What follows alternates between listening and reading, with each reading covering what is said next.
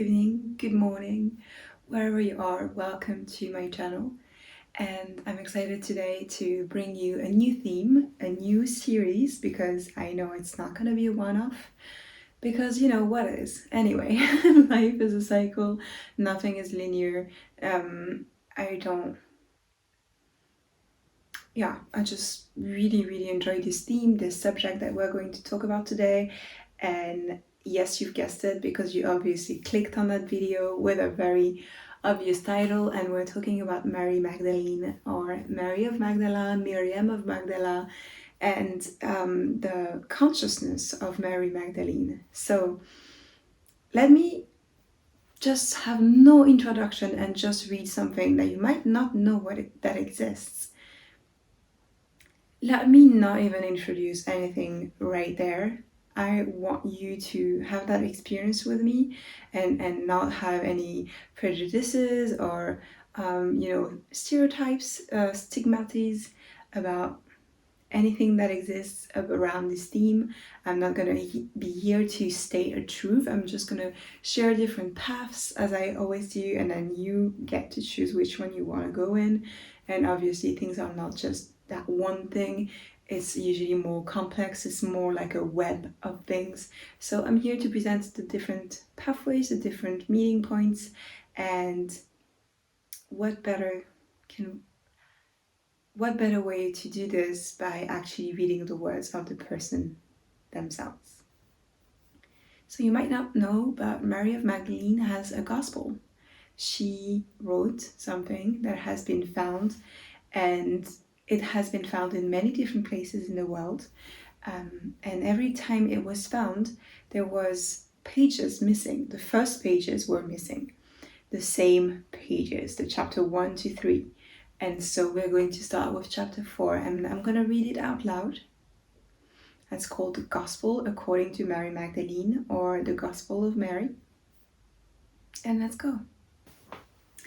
I was interrupted by the gardener, which is a very funny metaphor for how Mary Magdalene meets Jesus when he's resurrected, and she doesn't know it's him. She thinks it's the gardener. Anyway, that was fun. So I'm gonna restart and reread out loud from the beginning. The Gospel according to Mary Magdalene, the Gospel of Mary. Chapter 4. Will matter then be destroyed or not?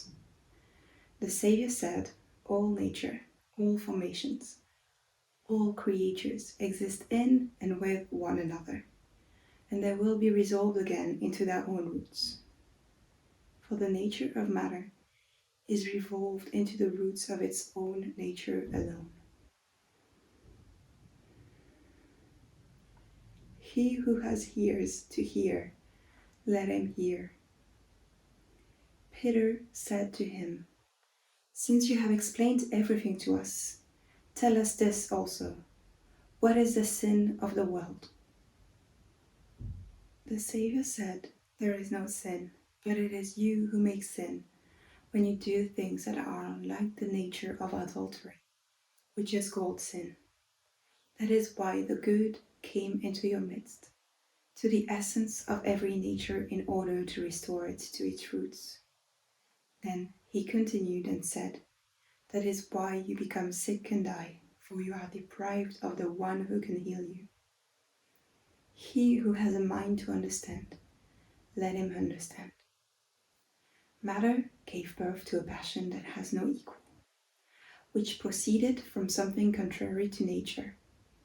Then there arises a disturbance in its whole body.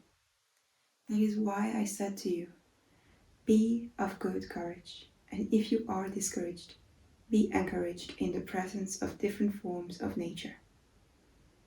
He who has ears to hear, let him hear. When the Blessed One had said this, he greeted them all, saying, peace be with you. Receive my peace unto yourselves. Beware that no one lead you astray, saying, lo here and lo there, for the Son of Man is within you. Follow after him.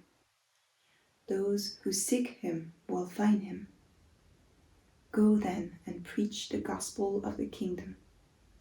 Do not lay down any rules beyond what I appointed you, and do not give a law like the lawgiver, lest you be constrained by it." When he said this, he departed. Chapter 5. But they were grieved. They wept greatly, saying, "How shall we go to the Gentiles and preach the gospel of the kingdom of the Son of Man? If they did not spare him, how will they spare us?" Then Mary stood up, greeted them all, and said to her brethren, "Do not weep, and do not grieve, nor be irresolute, for his grace will entirely be with you, and will protect you. But rather, let us praise his greatness, for he has prepared us and made us into men." When Mary said this, she turned their hearts to the good, and they began to discuss the words of the Savior. Peter said to Mary, "Sister, we know that the Savior loved you more than the rest of women. Tell us the word of the Savior, which you remember, which you know, but we do not, nor have we heard them." Mary answered and said, "What is hidden from you I will proclaim to you." And she began to speak to them these words. She said, "I saw the Lord in a vision, and I said to him, 'Lord, I saw you today in a vision.' He answered to me and said to me, 'Blessed are you that you did not waver at the sight of me. For where the mind is, there is a treasure.' I said to him, 'Lord, how does he who sees the vision see it? Through the soul or through the spirit?' The Savior answered and said, 'He does not see through the soul, nor through the spirit, but the mind that is between the two, that is what sees the vision, and it is.'" And there we have pages missing. And we jump to chapter 8. From chapter 5 to chapter 8. ... It. Isaiah said, "I did not see you descending, but now I see you ascending. Why do you lie, since you belong to me?" The soul answered and said, "I saw you. You did not see me, nor recognize me. I served you as a garment, and you did not know me." When it said this, it, the soul, went away, rejoicing greatly. Again it came to the third power, which is called ignorance. The power questioned the soul, saying, "Where are you going? In wickedness are you bound? But you are bound to not judge." And the soul said, "Why do you judge me, although I have not judged? I was bound, though I have not bound. I was not recognized, but I have recognized that the all is being dissolved, both the earthly things and the heavenly." When the soul had overcome the third power, it went upwards and saw the fourth power, which took 7 forms. The first form is darkness, the second desire, the third ignorance, the fourth is the excitement of death, the fifth is the kingdom of the flesh, the sixth is the foolish wisdom of flesh, the seventh is the wrathful wisdom. These are the 7 powers of wrath. They asked the soul, "Whence do you come, slayer of men, or where are you going, conqueror of space?" The soul answered and said, "What binds me has been slain, and what turns me about has been overcome. And my desire has been ended, ignorance has died. In an eon I was released from a world, and in a type from a type, and the fetter of oblivion, which is transient. From this time on will I attain to the rest of time, of the season, of the eon, in silence." Chapter 9. When Mary had said this, she fell silent, since it was to this point that the Savior had spoken with her. But Andrew answered and said to the brethren, "Say what you wish to say about what she has said. I, at least, do not believe that the Saviour said this, for certainly these teachings are strange ideas." Peter answered and spoke concerning these same things. He questioned them about the Saviour. Did he really speak privately with a woman and not openly with us? Are we to turn about and all listen to her? Did he prefer her to us? Then Mary wept and said to Peter, "My brother Peter, what do you think? Do you think that I have thought this up myself in my heart, or that I am lying about the Saviour?" Levi answered and said to Peter, "Peter, you have always been hot-tempered. Now I see you contending against a woman, like the adversaries. But if the Saviour made her worthy, who are you indeed to reject her? Surely the Saviour knows her very well. That is why he loved her more than us. Rather let us be ashamed and put on the perfect man and separate as he commanded us and preach the gospel, not laying down any other rule or other law beyond what the Saviour said." And when they heard this, they began to go forth to proclaim and to preach the gospel of Mary.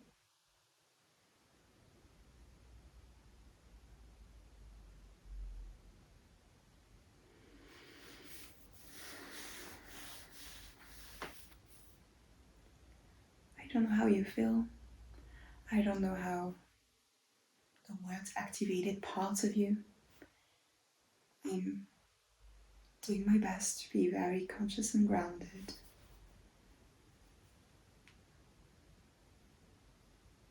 And to be...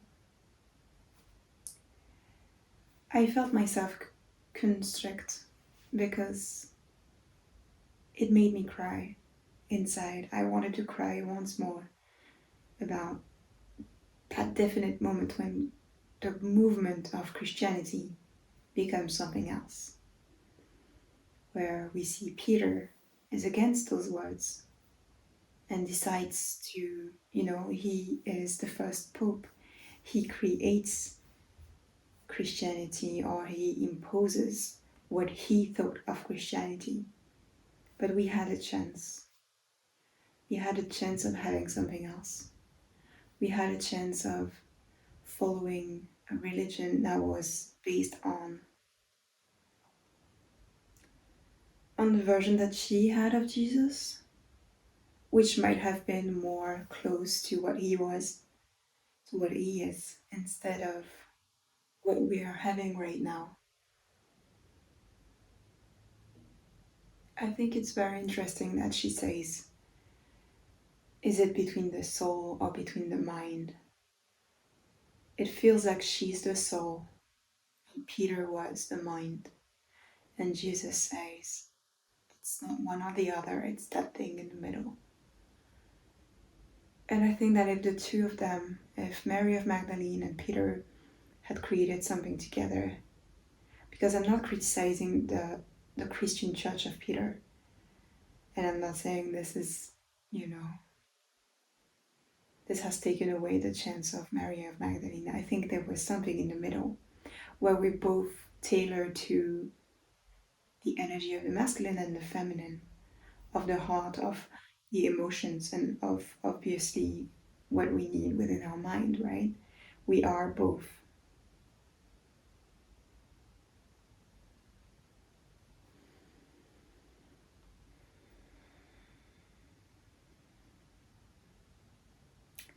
It's not easy, huh?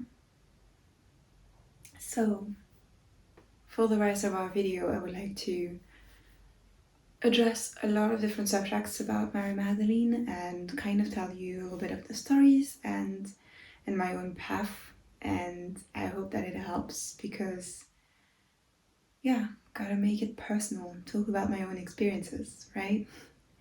So, I don't know if you've seen my Twitter thread that I started last year, but that's how a lot of people started joining my own story with Mary Magdalene, because I was really, how can I say this?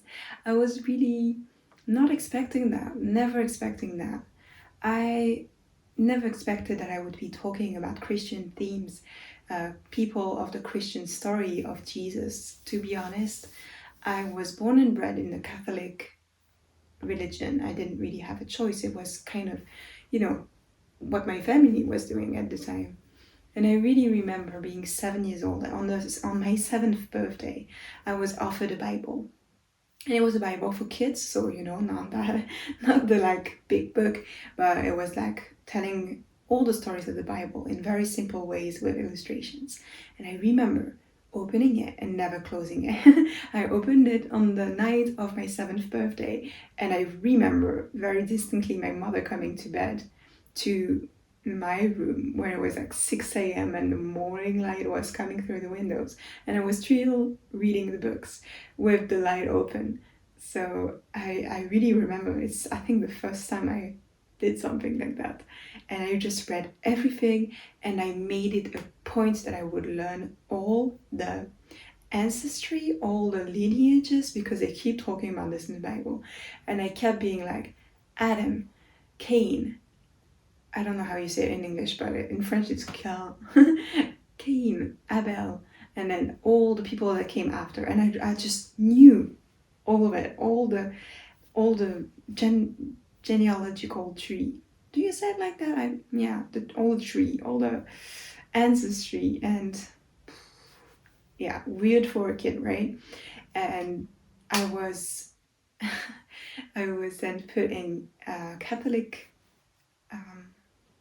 studies school. Um, I was put in a Catholic class that happened. I really remember like the room, I remember the place because I was living in the south of France at the time, and I really remember the enthusiasm that I had. And it just felt so fulfilled in those classes, and I was so in love with the stories. And when you're a kid, you're not really told about the rules and like the blah and this and that. You're kind of told the stories, and it feels amazing because it's a story that happened. So I remember being like, this is true, it's not fiction. So I was really excited about it. And then we moved back to Paris a few years later, and I was put in Catholic school. So it was like a uniform, church, I was at the Scouts, a lot of religion, and I was loving it. I was living through it. I would spend some hours where you're supposed to play with your friends. I was just going to a place that is specific to the church, and I would read more books about the saints, about like I was so into it. Like all the comic books about Christianity, I was really into it. And I remember that, well, I had a weird happening where I really loved Jesus, and I'm not gonna say it was toxic or anything, but I would have mystical moments in the church on Sundays. And I was a very outgoing kid. I was really adventurous. I was a bit rowdy when I wasn't around my parents because they were very, I mean, my mother was very strict. But when I was on my own with other kids, I would just make I was very mischievous, and that always stopped when I was at church. And when I would see a crucifix with Jesus on it, I would bawl out. I would bawl out uncontrollable. I would just be a mess. And I have really big memories of me being with my friend and my friend's parents and just not being able to stop crying.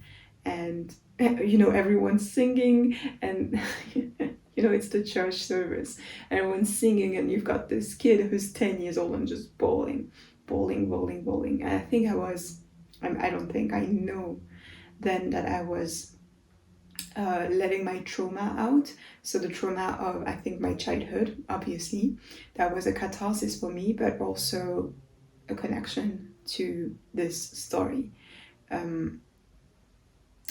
We'll see, right? And I'm not saying I'm Mary Magdalene, by the way. I know a lot of people are playing with that and being like, I am an incarnation or blah, blah, blah. I'm not saying that. So just a little disclaimer. When I was 11 years old, at Catholic school, I was with a friend and we entered the church around midday and we sat by the statue of Mary, the Virgin Mary, and she moved. The statue opened its eyes and moved and started smiling, and she had her naked feet underneath the robe and the toes started moving. And we both saw it. We both gasped, screamed, and ran outside. And we were just the two of us in the church. We couldn't contain it, sadly, because we were very, very shocked. And we were crying. And I remember hitting my head a lot against the wall, just being like, on the left side. And I was like, And we were both crying, and a lot of people came around us and being like, what's happening? Like, what is happening? And we told them in a very like gargled way, like, the statue did this. And obviously the rumor spread, and I didn't have the control over the story anymore. I mean, just everyone was sharing it, like half mocking and half what the fuck. And the day after, we were a little bit more calmed down with that friend, and we returned to the church. And we went again. We were like, maybe it was fake, right? Maybe it was fake. Like, let's say it was fake. Let's just go and check, right? Well, 11 years old kids. And we go back there on our own, and the same thing happens again. And I'm very being skeptical, being like, maybe she's faking, right? Maybe she's the one faking, and maybe I'm inventing this. Like, maybe this is fake, and she's like following my tempo and something, we never know. But the thing happens again. The statue moves. So again, we ran away, and the rumor continues to spread, and I am being called away from a class when I'm 11 years old by something called CPE, which is the adult who is responsible of the whole promotion. So the whole age of this.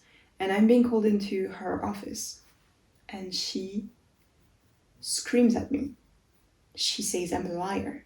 She is really pissed off. And I don't know why me and not the other kid, or why not the both of us. I was taller, so maybe that explains the weird thing. But I'm 11. I'm not inventing anything. I'm more traumatized than anything else, because that energy was not like a Virgin Mary being like full of light and like, but it was smiling in a mischievous way, and it was really scary. That's why we were always running away from it. I'm traumatized. I told my mom about it. My mom comes to the church with me, sits in front of the statue with me, and then says something that everyone's been telling me, maybe it's an optical illusion. And I'm like, no. But nothing happens anymore. The statue doesn't move in front of my mom, just that's it. So that adult is screaming at me, saying I'm a liar, and like really shaming me for like creating such a thing. And I remember leaving that office and being like, so I'm on my own, right? No one believes me. I'm traumatized, because that's not a very enlightened moment for my life. The fuck, right? The rumor continues to spread, and like the mother who do the Catholic classes start being like, oh my god, this is a miracle, this is really cool. And the director of the school calls again that woman who screamed at me and kind of tells her off about it.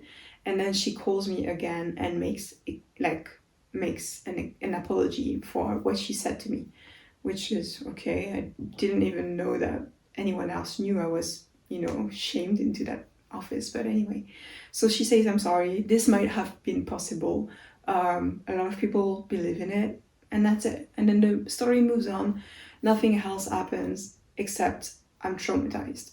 Like, every night I wake up from a nightmare where I'm in my classroom and I look out the window and the statue is walking on the courtyard, going to climb on the stairs and to get me. So I can see like that statue of Virgin Mary just like pissed off and ready to, crush me, something like that. And I keep having this. And I'm sweating, I'm shocked, traumatized. And because it's Catholic school, I still have to go to the church every Thursday on that specific church with that specific statue. And then the other churches on Sundays and the scouts and blah, blah, blah. And for more than 2 years of being in that school, I never sat on the side where the statue was. I never looked at it. I was really just like putting people in front of me so I wouldn't have to see it because I'm scared. So scared. And for years and years and years, I just never looked at a Mary statue again until I started facing it a few years ago. But anyway, so I don't know why I took so much time telling you that story, but it's kind of the moment where I stopped being connected to my spirituality.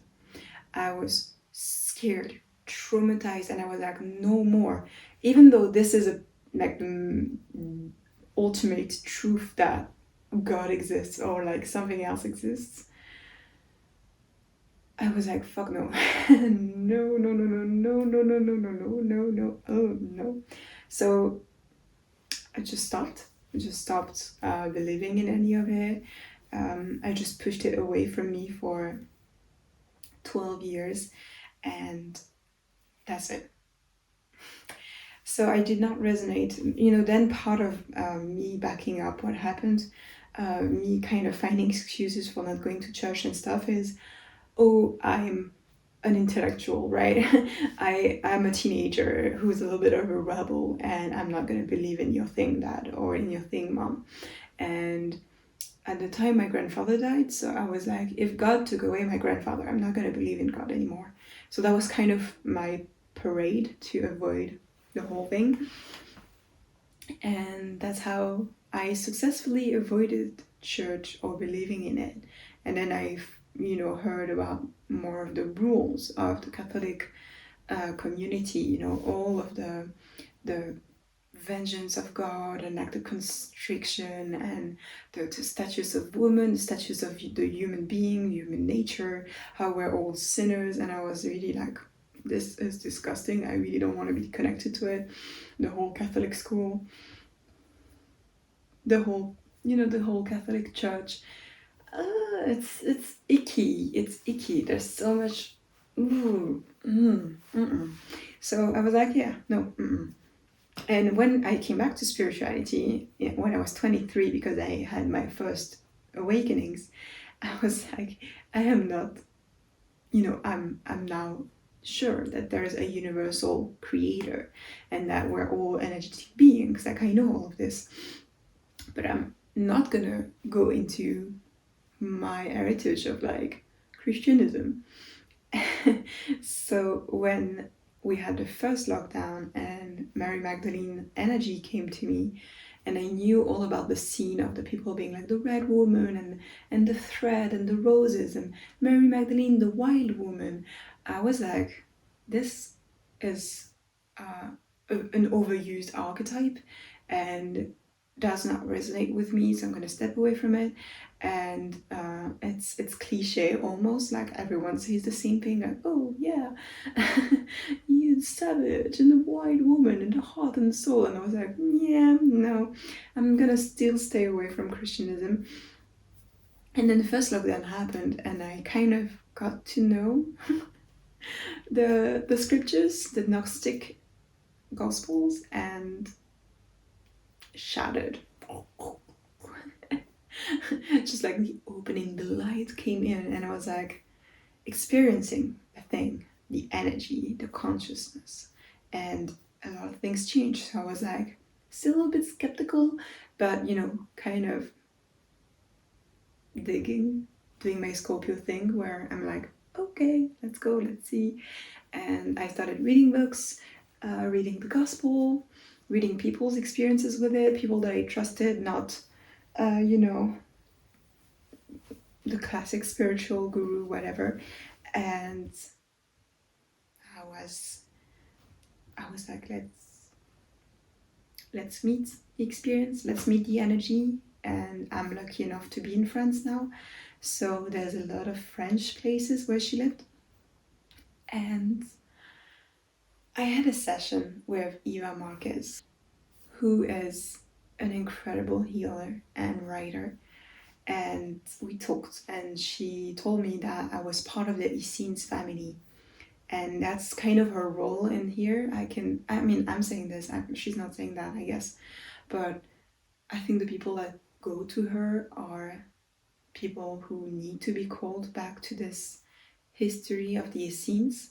And I'm going to tell you about the Essenes. The Essenes are a community or like a sect of, not in the sense of sect, but a group of people with traditions and lore, and they come from the Jewish faith, and they are they're Gnostics.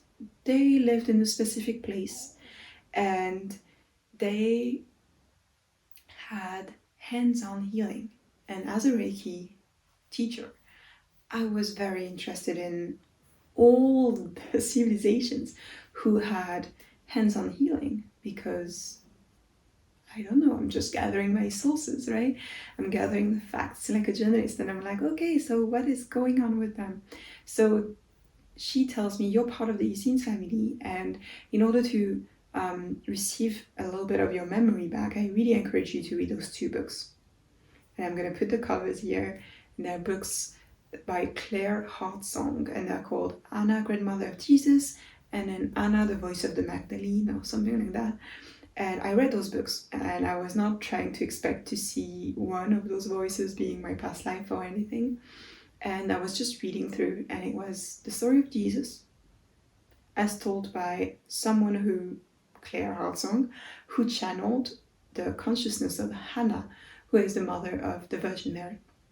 And it tells the story of Jesus, of Mary Magdalene, and of everyone else, and the life in the community. And it was very beautiful because it reflected my ideals as a person who reconnected to my spirituality, who has been connected to my heart, even though, life is complex, but who has always tried to connect to that very emotional Scorpio self with the heart and all the waters. And even I'm an idealist, so I believe in a world, I believe in something that doesn't yet exist. And to see those words in those 2 books really helped me to be like, okay.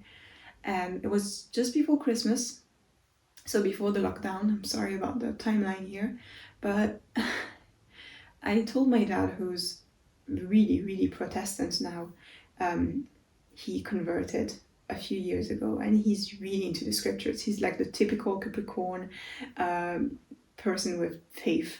I think it's a specific nakshatra where people connect to the faith through the scriptures. And it's interesting because being his daughter, I'm reading the scriptures to you, right? But other ones, the Gnostic ones. Anyway, sometimes I try to find points of connection with him so we can relate to one another. And I'm telling him I'm interested in the Essenes because they had hands-on healing. And just before Christmas, my dad just ran, like after work, to get me the manuscript of the Dead Sea Scrolls, which were found by archaeologists in the region where the Essenes lived. And it's parts and fragments of the Old Testament that we do not have in the Old Testament. So it's like the secret chapters, or how can I say it better? The removed chapters, because we do know that the Bible was redesigned in Nicaea, in present-day Turkey, in Iznik, where I've been. So I'm very impressed at how fast the book came into my hands. The fact that my dad offered it to me was really kind and very surprising and very touching. And I started reading all the passages that were interesting to me, so Moses, the commandments, like a lot of things that we do not find in the Bible.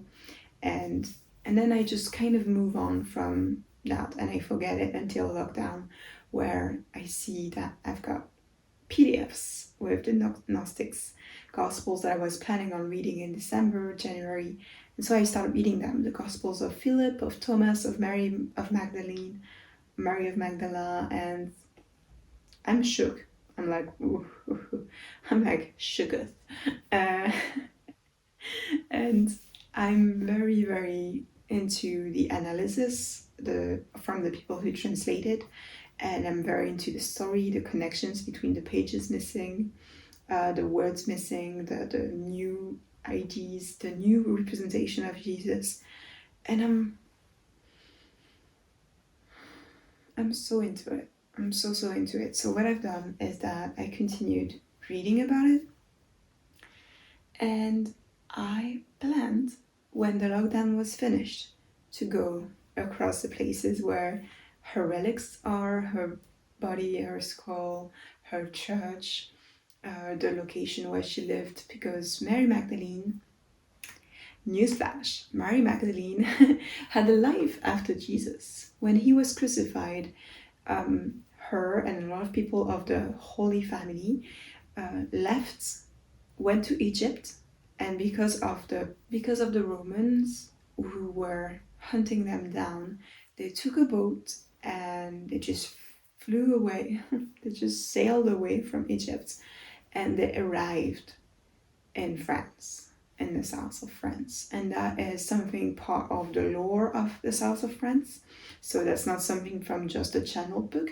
The channeled books that I've read are all retelling the fact that the Romans removed the oars and the sails from the boat and then pushed them at sea, and they were supposed to die from the travel because they could not move.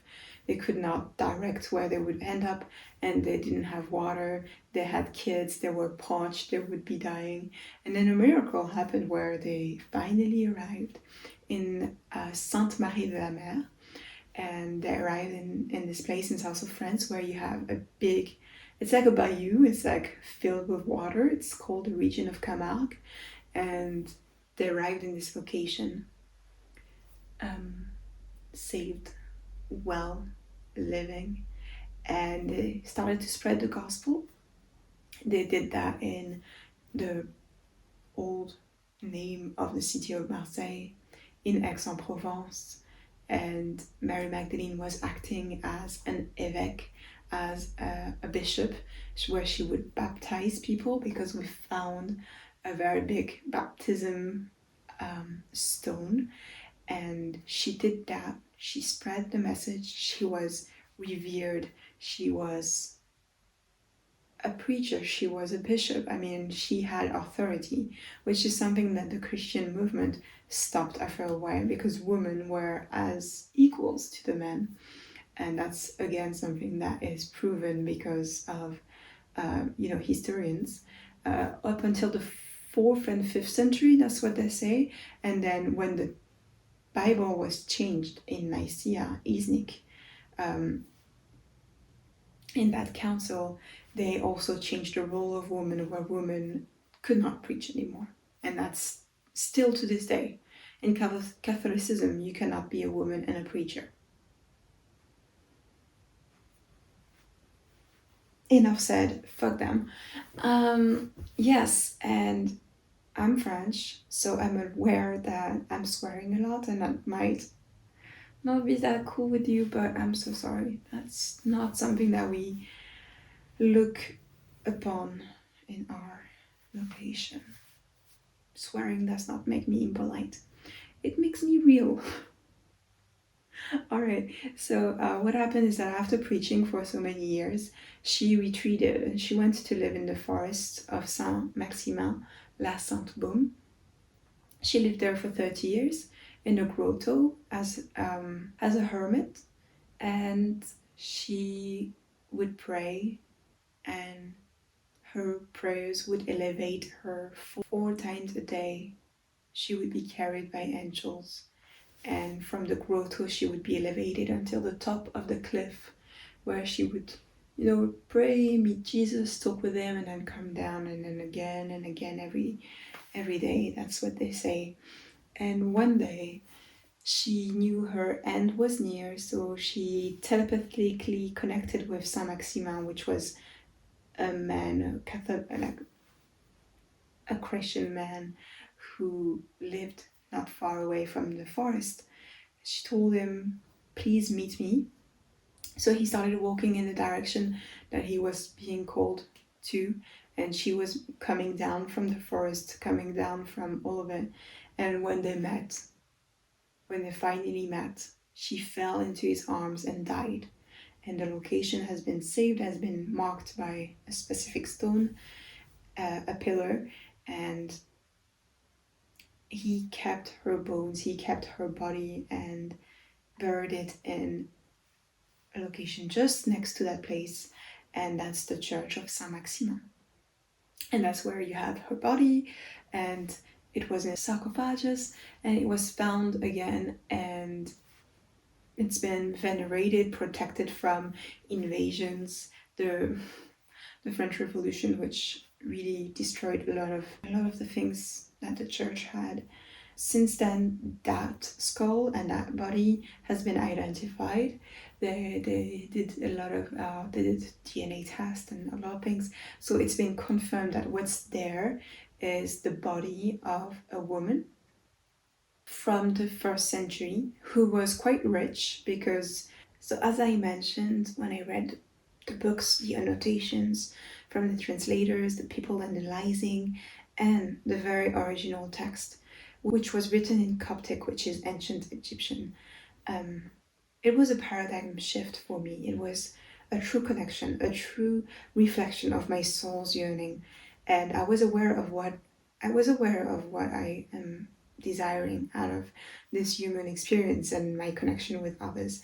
And this was really something that felt amazing to me. I also want to mention that what I read to you was found in 1945 in Nag Hammadi, and it has been since then we have found many manuscripts of this gospel, and they are all missing the same pages. So I think that's kind of interesting.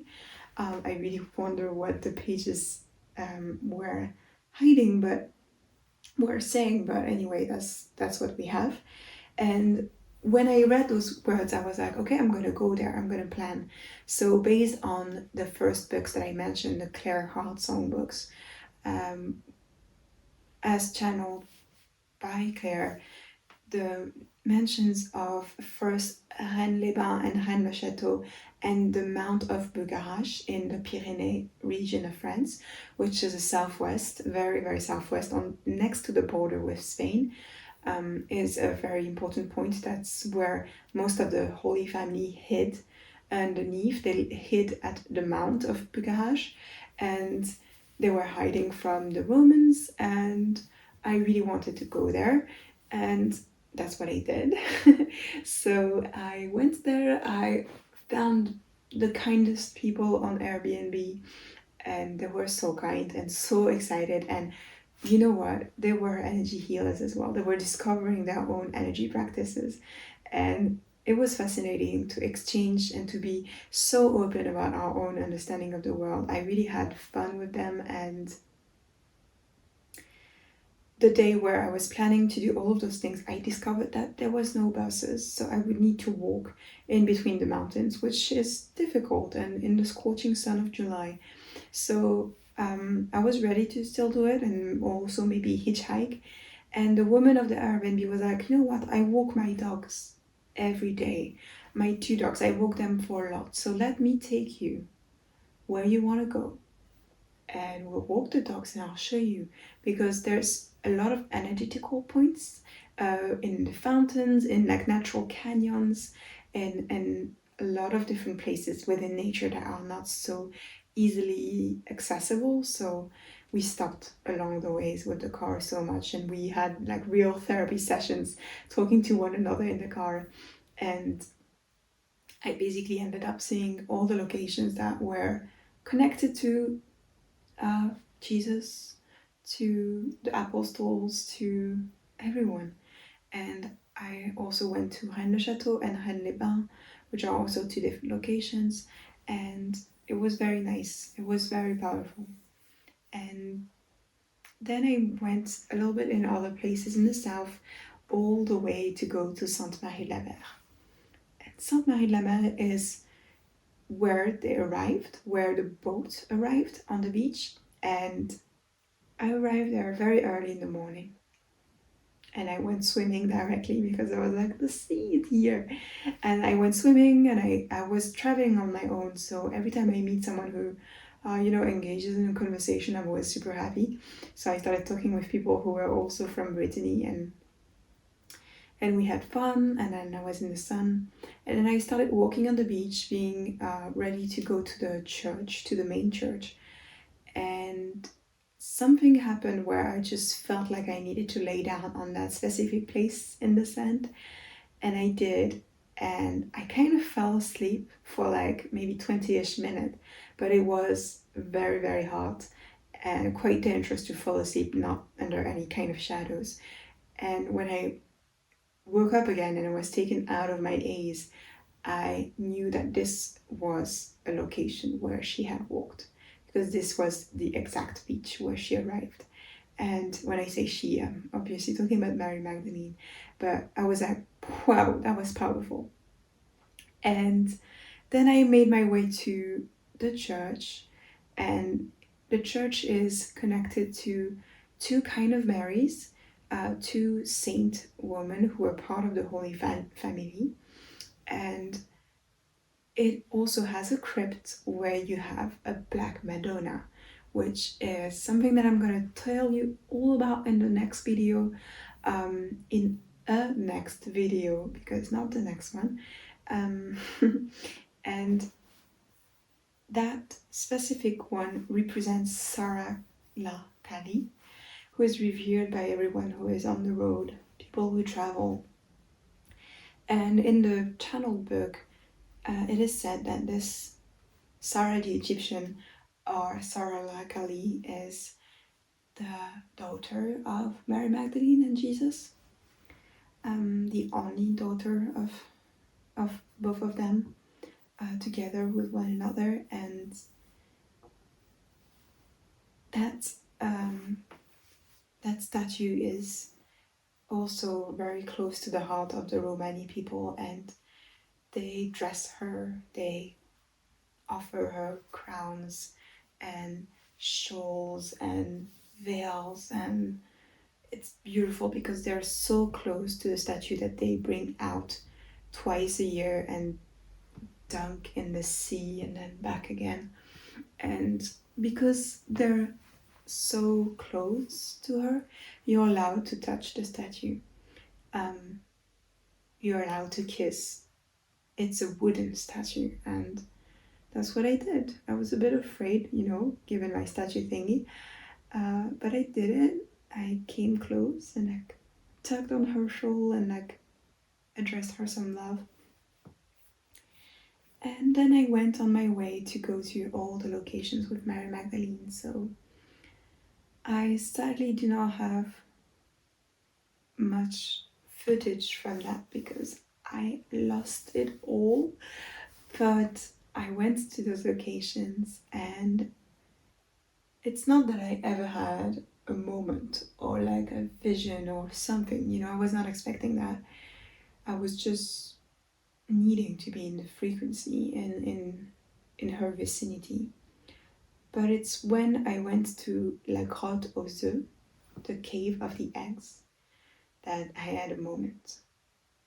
And that's going to be in the next video, the next series about Mary Magdalene. And please hit like or subscribe to be sure to not miss the next video that I'll do in this series of Mary Magdalene. Thank you so much. Take care.